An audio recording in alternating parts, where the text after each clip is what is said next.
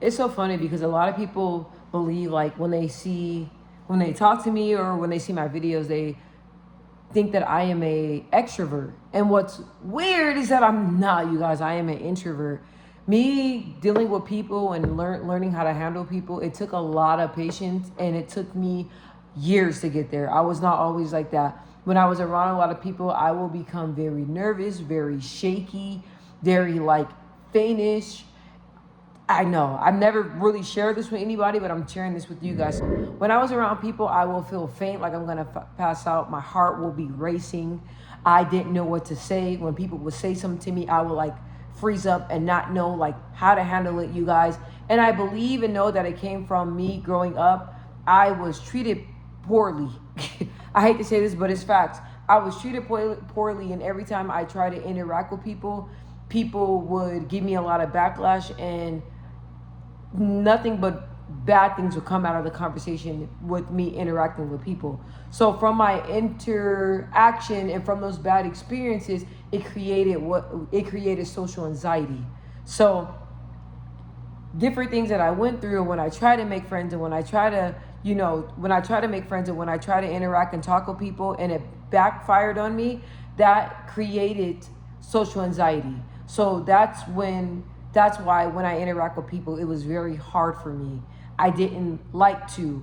And I've noticed that I had social anxiety, but people just gravitated to me. And even though I was a little bit socially awkward at first, people still talk to me and people still had conversations, and me having conversations and interacting with people and people asking me questions and asking me how I'm feeling and checking in on me and giving me eye contact and being in my space.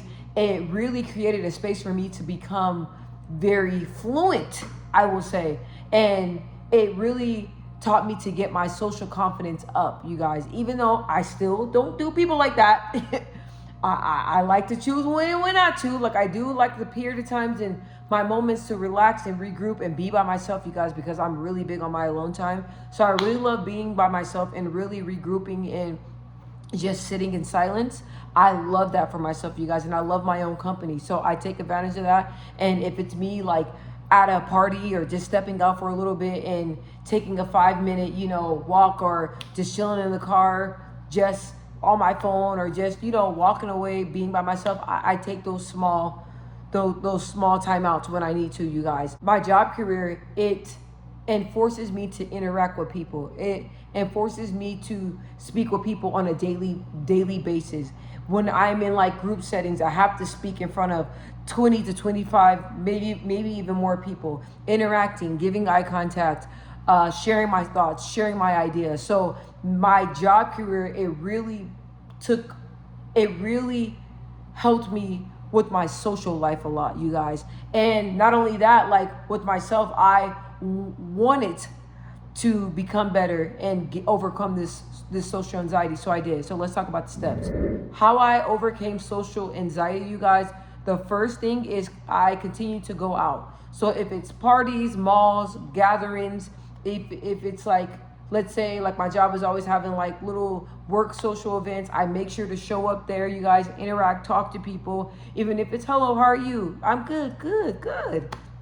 Even if it's only that, you guys, just really getting out there. Even if it's going outside, going on a walk, saying hi to people. That's another big thing, you guys. When I worked out and I used to run around my block when I lived with my mom, I used to see people working out and walking, and I will always say, hey, and we will, have small talk. And even in like grocery stores or gas stations, like just having like small talks, you guys, but always getting myself out, even if it's me going by myself to places, you guys. When I was younger, I didn't mind going to the movies, showing up to parties by myself. If someone invites me somewhere, going by myself, like really getting out, even though I know that social anxiety was really hard, you guys. Like in high school, I met friends, you guys. In high school, I made a lot of friends my freshman year, and I met some beautiful people. So my friends, they used to, when it was their birthdays, you guys, they used to always have like at the mall in Arizona, at Chandler Mall in Arizona, they used to say, hey, like they changed everything up. So, but the restaurants they have,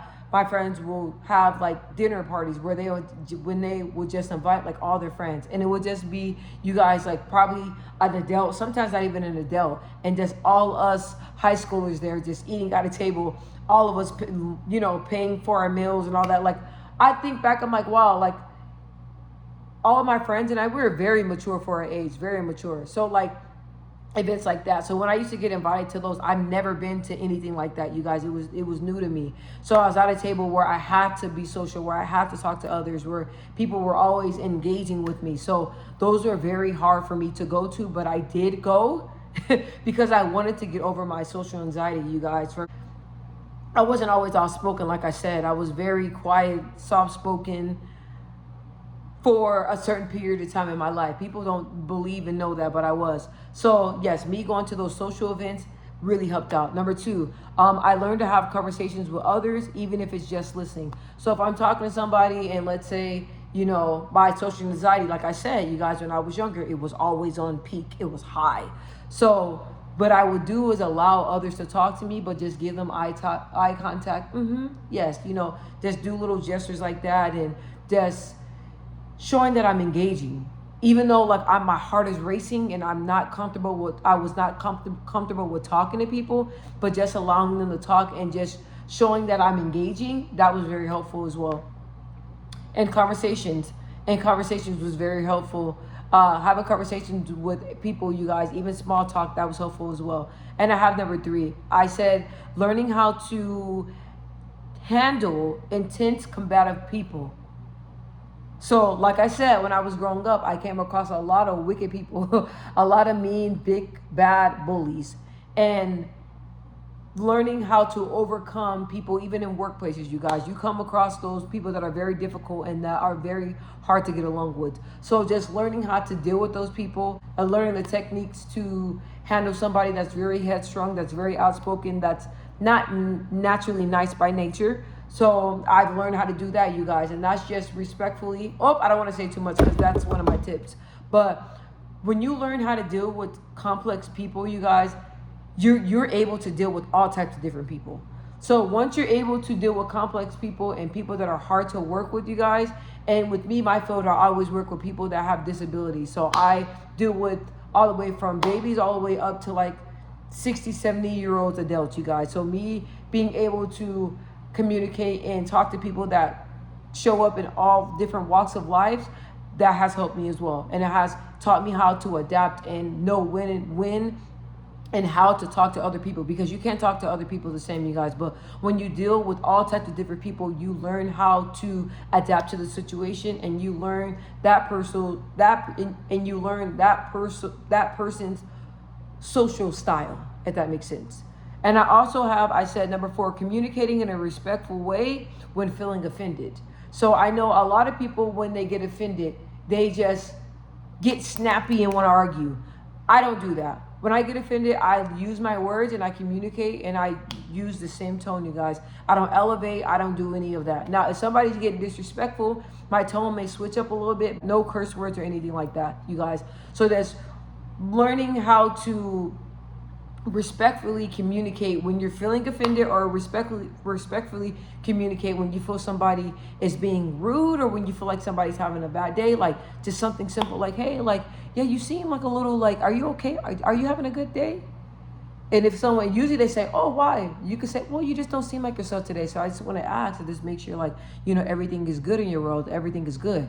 Like when you come across it like that, then usually when you say things like that, you guys, it makes people take a step back and reevaluate their mood and reevaluate their self. And usually when you present it like that, they're like, oh, like I didn't even realize like I was being snappy. Like, I did have a rough morning, or I did have a rough meeting this morning, but thank you for bringing it to my attention, because I didn't realize it. So just learning, you guys, how to effectively communicate, you guys, in a respectful way. You ain't got to yell. You don't have to do none of that. You don't have to throw hands, you guys. You just learn how to handle different people and how to communicate in whatever situation you're in. Then I have number 5. I love this one, and I still do this to this day. Deep breathing, you guys, and taking a break. So if it's like, just say you're at a family function and it's a lot of noise and a lot of stimulation going on, and you just want to go step outside and just do breathing techniques, you guys. I like to breathe in my nose, hold it, breathe out my mouth.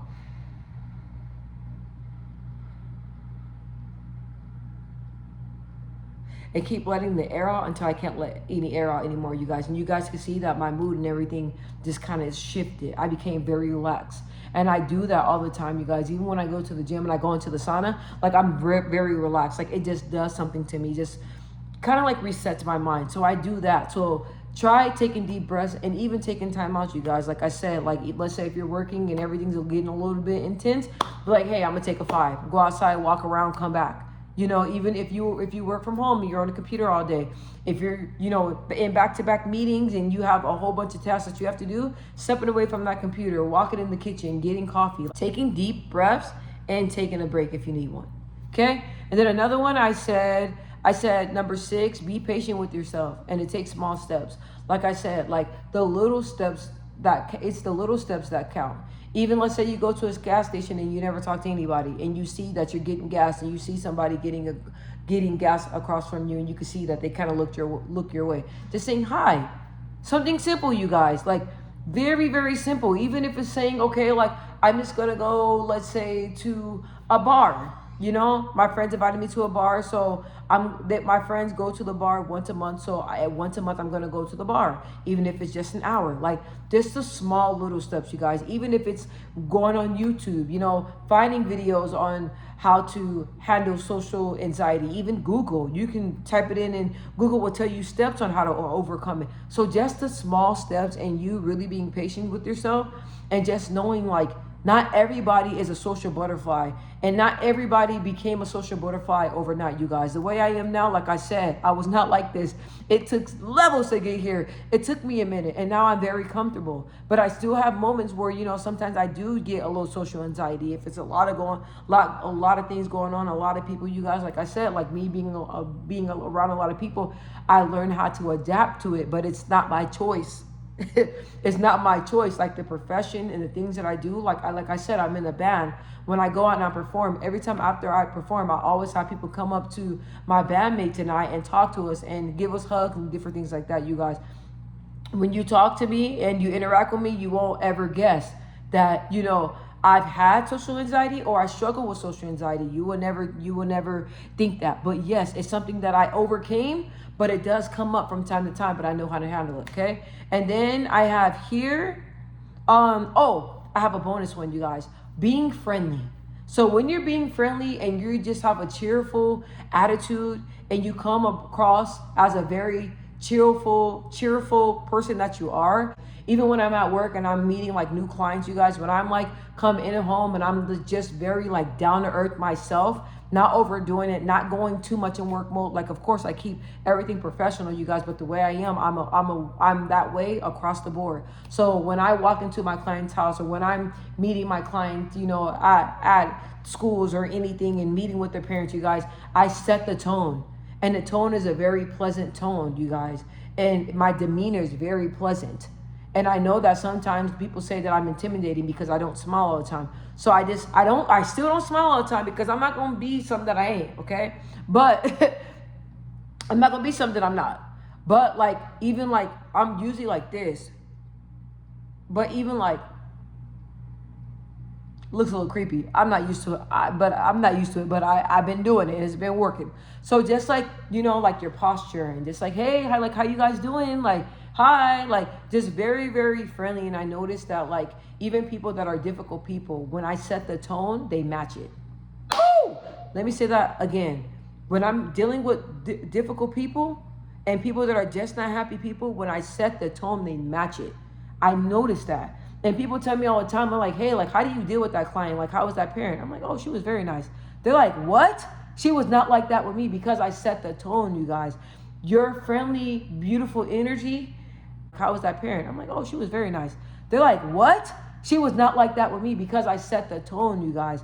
Your friendly, beautiful energy, that can change somebody's mood. You being understanding, you not being judgmental, that can make a person feel at ease, you guys. A lot of people are dealing with a lot of different things, guys. And I noticed a lot of people are dealing with a lot of different things. And me, I don't bring intense with intense. You know, a lot of people are intense people. They're ready to react. I'm not like that, you guys. So me remaining down to earth and me just being the person that I am, you guys, I've noticed that it makes socializing with others easy. It makes it so much easier, you guys. So just work on being friendly.